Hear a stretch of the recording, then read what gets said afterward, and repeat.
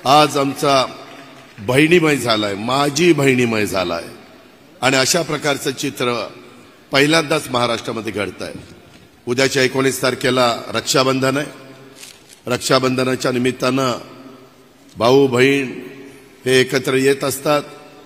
भावाला बहीण राखी बांधून त्या ठिकाणी ओवाळत असते। आम्ही तर गेले काही दिवस महाराष्ट्राच्या कानाकोपऱ्यामध्ये फिरतोय। इतक्या मायमाऊली अशा राखी बांधतात, खरोखरीच त्याचं मनापासून समाधान मिळतं। ज्या उद्देशाने महायुतीच्या सरकारने यावेळेसचा अर्थसंकल्प सादर करत असताना मी आपल्या मार्फत महाराष्ट्रातल्या सगळ्या माझ्या बंधू भगिनींना सांगतो की असा कुठलाही वेगळा काही आमच्या मनामध्ये भावना नव्हती। फक्त आपल्या शिवछत्रपतींच्या महाराष्ट्रामधली, शाहू फुले आंबेडकरांच्या महाराष्ट्रातली महिला ही अधिक सक्षम झाली पाहिजे, अधिक सबल झाली पाहिजे। इतके दिवस आपण पहिलं, दुसरं, तिसरं, चौथं 4 महिलांची धोरणं आणली। महिलांना मान, सन्मान, प्रतिष्ठा प्राप्त करून दिली। वेगवेगळ्या पदावर देखील त्यांना संधी दिली आणि त्या संधीचा उपयोग देखील त्यांनी अतिशय चांगल्या प्रकारे केला। परंतु हे सगळं करत असताना मगाशी तुम्ही जी छोटी फिल्म बघितली त्याच्यामध्ये कुठं महिला आपापसात चर्चा करत असताना संसाराला लागल्यानंतर त्यांचं पण काहीतरी स्वतःची अपेक्षा असते ना, तिची पण इच्छा असते।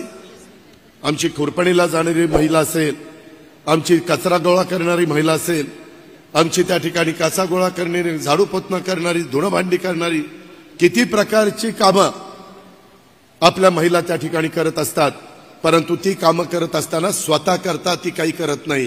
ती फक्त स्वतःच्या मुलाकरता, मुलीकरता, स्वतःच्या नवऱ्याकरता आणि सासरच्या मंडळींच्या करता करत असते। तिच्या मनात काही आलं तर ती म्हणते नको आपल्या मुलाबाळांना करू, नको आपल्या पतीला करू, नको आपल्या सासरच्या मंडळींना करू। आणि तिला काही घ्यायचं असेल तर ती मनामध्ये त्याला थांबवण्याचा प्रयत्न करते। आणि हेच कुठंतरी मुख्यमंत्र्यांनी, आम्ही दोन्ही उपमुख्यमंत्र्यांनी, मंत्रिमंडळातल्या सगळ्यांच्या लक्षात आलं होतं काय करता येईल, काय करता येईल। अनेक वर्ष अनेकांनी आम्ही कामं केलेली आहेत। देवेंद्रजी 5 वर्ष मुख्यमंत्री होते, एकनाथरावजी गेले 2-2.25 वर्ष मुख्यमंत्री आहेत। अनेक वर्ष सिनियर मंत्री म्हणून त्यांनी काम केलंय। मंत्रिमंडळामध्ये पण अनेक मान्यवर आहेत, मी पण अनेक पदं भूषवलेली आहेत। 10व्यांदा यंदा अर्थसंकल्प सादर केलाय। विरोधक कारण नसताना टीका टिप्पणी करतात। पहिल्यांदा काय म्हणाले, अरे ही माझी लाडकी बहीण योजना आणली, परंतु भावांकडे तर ह्यांचं लक्षच नाही। अरे शहाण्यांनो, कोणी सांगितलं तुम्हाला भावांकडे लक्ष नाही? भावांच्याकडे लक्ष दिलंय। 3, 5, 7.5 हॉर्सपॉवरच्या मोटारला भावांच्या करता संपूर्ण वीज माफी। इथून पुढे त्यांनी वीज बिल भरायचं नाही, कोण तुमचं वीज बिल तोडणार नाही। माझ्या महाराष्ट्रातल्या बळीराजाला सांगायचं आहे, एकही आमचा लाईनमन येणार नाही आणि तुमचं 3, 5, 7.5चं बिल भरलं नाही म्हणून कनेक्शन तोडणार नाही। हे भावांकरता नाही केलं। दुधाचा धंदा अडचणीत आलेला आहे, दुधाचे दर कमी आहेत, लिटरला 5 रुपये जास्त अनुदान सरकार देत नाही। हे भावांच्या व्यवसायाला आमची मदत नाहीये। त्याच्यामध्ये युवक युवती त्यांना प्रशिक्षणार्थी करता वेतन सुरू केलं का, तर त्यांनी स्वतःच्या पायावर उभं राहण्याच्या करता काही व्यवसाय केला पाहिजे। परंतु ते शिक्षण तर दिलं पाहिजे। प्रशिक्षण आम्ही देतोय आणि ते प्रशिक्षण घेताय म्हणून वेतन आम्ही देतोय, असं फार क्वचित बघायला मिळतं। परंतु हे सरकार सर्वसामान्य जनतेचं सरकार आहे। हे शेवटच्या माणसाचा चांद्यापासून बांद्यापर्यंत सगळ्यांचा विचार करणारं सरकार आहे आणि त्याच्यातून ह्या चांगल्या चांगल्या योजना आणलेल्या आहेत। आता ह्या योजनेला पहिला तर विरोध केला, काही जण कोर्टात गेले, कोर्टात पण टिकलं नाही। आता तर महिला चांगल्या प्रतिसाद द्यायला लागल्यात, त्यांच्या चेहऱ्यावर एक हसू दिसायला लागलंय, आनंद दिसायला लागला, समाधान दिसायला लागलंय। मग काय करायचं म्हणले, हे काही पुढं नाहीये, हे तात्पुरतं आहे। मी राज्याच्या मुख्यमंत्री, उपमुख्यमंत्री आणि आमच्या सगळ्या सहकाऱ्यांच्या साक्षीनं सांगतो, हे आता अजून आमचे 5 महिने ह्या सरकारचे आहेत। हे 5 महिने तर तुम्हाला जवळपास 5 महिन्याचे 7,500 रुपये मिळतीलच। परंतु माय माऊलींनो, बहिणींनो, मुलींनो, पुढेही आपल्याला सातत्य टिकवायचं आहे, ते तुमच्या हातात आहे। हे सातत्य टिकवत असताना तुम्ही पुढच्या पंचवार्षिकला पुन्हा महायुतीला त्या ठिकाणी पाठबळ द्या, पुन्हा तुम्ही आम्हाला संधी द्या.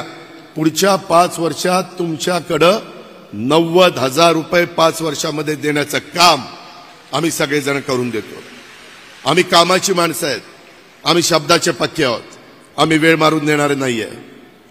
जे बोलतो ते करतो हे सगळ्या महाराष्ट्राला माहिती आहे.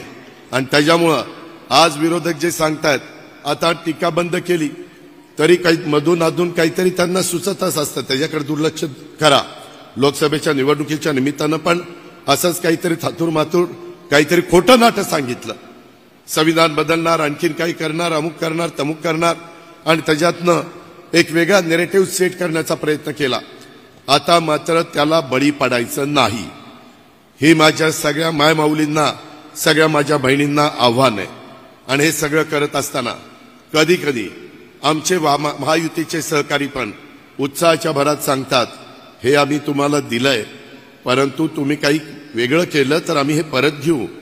हे तुम्हाला दिलंय, परंतु डिसेंबरला आढावा घेऊ. मी राज्याचा प्रमुख हा मुख्यमंत्री असतात, उपमुख्यमंत्री म्हणून आम्ही दोघं काम करतोय. आम्ही तिघांच्या साक्षीनं सांगतोय, महाराष्ट्रातल्या सगळ्या माझ्या मायमाऊलींना सांगतोय, हे पैसे भाऊबीज म्हणून तुम्हाला दिलेले आहेत, हे पैसे परत घेण्याकरता दिलेले नाहीत. हा तुमचा हक्क आहे, हा तुमचा अधिकार आहे. आणि त्यामुळं कुणी काही वेगळं बोलत असतील तर त्याच्यावर विश्वास ठेवू नका. कुणी काही बोललं तर लगेच त्याच्यावर आमच्यावर टीका टिप्पणी होती.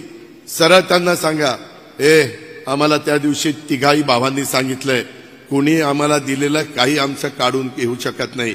जे दिलेलं ओवाळणी आहे ती तुमची आहे आणि ती तुमच्याकडेच राहणार आहे. ही पण गोष्ट अतिशय स्पष्टपणे मी आपल्याला सांगतो.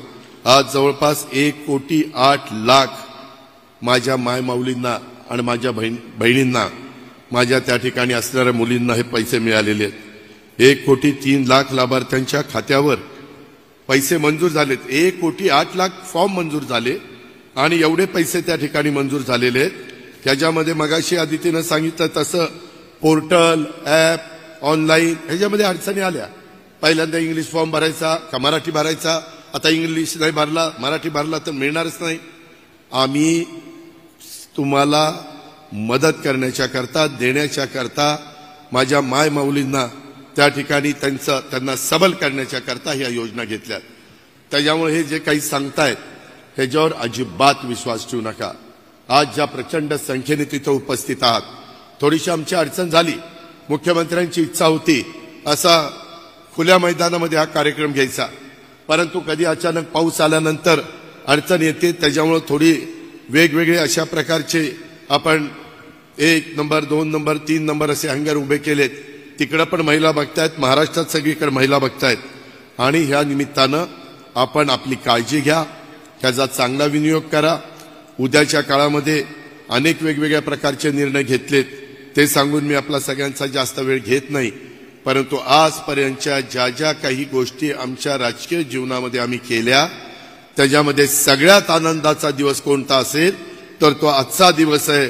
कारण आमच्या 1 कोटीच्या पेक्षा जास्त महिलांच्या अकाउंटला हे आमची ओवाळणी ही पोचलेली आहे. आणि पुढेही ह्याचं सातत्य टिकणार आहे, ह्याचं सातत्य राहणार आहे. मी अर्थमंत्री म्हणून सांगतोय, मुख्यमंत्री आणि उपमुख्यमंत्र्यांच्या साक्षीनं सांगतोय. त्याच्यामुळं दुसरी कुठलीही भावना मनामध्ये आणू नका. ही मात्र तुम्हाला आग्रहाची, नम्रतेची, कळकळीची विनंती. परंतु तुम्हाला सगळ्यांनाच माहिती आहे की आपण नेहमी खरं बोलत असतो. त्याच्यामुळे जाता जाता एकच सांगतो की पुढं 5 वर्ष ह्या सगळ्या योजना, वीज माफीच्या, 3 गॅस सिलेंडरच्या, माझी लाडकी बहीण योजनेच्या, मुलींना मोफत शिक्षणाच्या, त्याच्यामध्ये असणाऱ्या प्रशिक्षणाला वेतन देण्याच्या, प्रशिक्षणाला, अशा अनेक योजना आहेत. या योजना पुढं चालू ठेवायचं का नाही हे तुमच्या हातात आहे. तुम्ही म्हणाल कसं, तर ते असं की पुढे ज्यावेळेस निवडणुका लागतील त्यावेळेस महायुती, त्याच्यामध्ये धनुष्यबाण, कमळ आणि घड्याळ, एवढं लक्षात ठेवा. पुढं कायम 5 वर्ष या योजना चालू राहतील. कोणाला वाटेल अरे ह्यांनी राजकारण आणलं, राजकारण नाही आणलं, खरं ते सांगितलं. उगेच काहीतरी वेगळ्या पद्धतीने बोलू नका. त्यामुळं ह्या सगळ्या गोष्टीचा विचार करा आणि एक चांगल्या प्रकारे राज्याच्या मुख्यमंत्र्यांच्या नेतृत्वाखाली जे सरकार पुढे चाललेलं आहे, जे सरकार विकासाचं काम करत आहे, आज केंद्र सरकारमध्ये आपल्या विचाराचं सगळे लोक आलेले आहेत. आज आपल्या पुणे शहराचे प्रतिनिधी आपले मुरलीधर रुक्मिणी किसन मोहोळ हे देखील इथं आहेत. आपलं काही अडलेलं काम ते पण करतील. त्यांना नाही रेटलं तर आम्ही एकनाथराव आणि देवेंद्र आहोत पंतप्रधानांना, होम मिनिस्टरला भेटायला आणि तिथून आपल्याला जे महाराष्ट्राच्या हिताचं असेल, इथली बेरोजगारी कमी करण्याचं असेल, सर्वसामान्य माणसाला सन्मानाचं जीवन जगण्याच्या करता असेल, कायदा सुव्यवस्था चांगली ठेवण्याच्या करता असेल, जे जे काही आपल्याला केंद्राची मदत लागेल, सगळ्या मेट्रोचं जाळं असेल, रस्त्याचं जाळं असेल, अनेक गोष्टी आहेत, त्या सगळ्या कांदा, विशेष म्हणजे कांदा निर्यात बंदी कायमची करायची, ते एक लक्षात ठेवा. त्याच्यामुळे ह्या सगळ्या योजना पुढे आपल्याला चालू ठेवायच्यात. त्याकरता केंद्राच्याच विचाराचं सरकार राज्यामध्ये आलं पाहिजे, म्हणजेच महायुतीचं आलं पाहिजे असंच सांगतो. पुन्हा एकदा माझ्या माऊलींना लाख लाख धन्यवाद देतो. त्यांना मनापासून त्यांचे आभार मानतो आणि आपल्या सगळ्यांची रजा घेतो. जय हिंद, जय महाराष्ट्र, जय